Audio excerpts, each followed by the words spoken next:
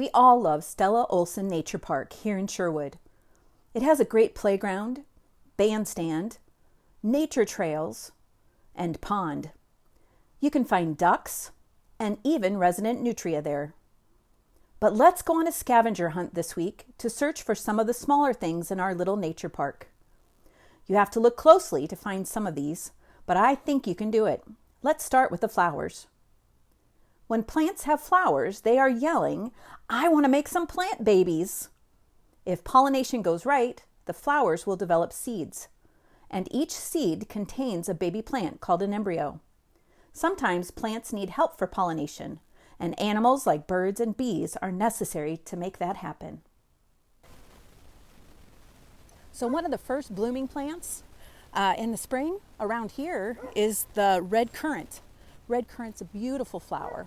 And I don't know if you can see, but there's lots and lots of bees flying around this, and that's helping to make little new baby red currants for next year.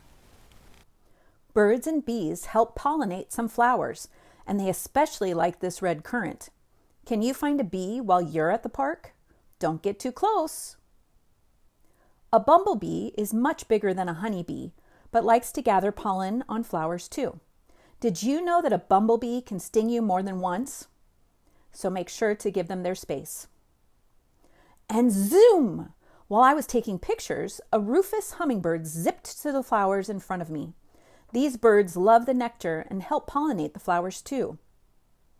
Do you think you could find a flowering red currant shrub, a honeybee, and a bumblebee at the park? An extra point if you see a hummingbird zooming by. Another one of my favorite early spring bloomers is the Indian plum. And the Indian plum has these great big fluorescences, which means they have lots of flowers. Can you find an Indian plum shrub blooming? There are many bushes along the nature trail by the pond with little white flowers. Some flowers aren't even showy. They're kind of boring, but here's a secret, and you can tell your mom and dad. Some plants have boy parts and girl parts that are separate, and they have to come together to make new seeds or new baby plants. This is the red alder, and the red alder has got boy parts and girl parts. And they have to come out at the same time because they have to meet. This, you might be able to see the dust that comes out. A lot of people are allergic to that. That's pollen, red alder pollen, and that is the boy part of the plant.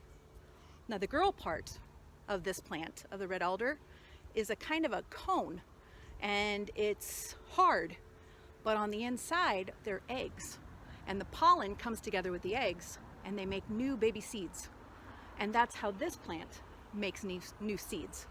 So there's boy parts and girl parts, and they're separate, and they have to come together to make new seeds. Can you find a red alder and its male and female catkins? Keep your eyes sharp and look for these other flowers while you are at Stella Olsen this week.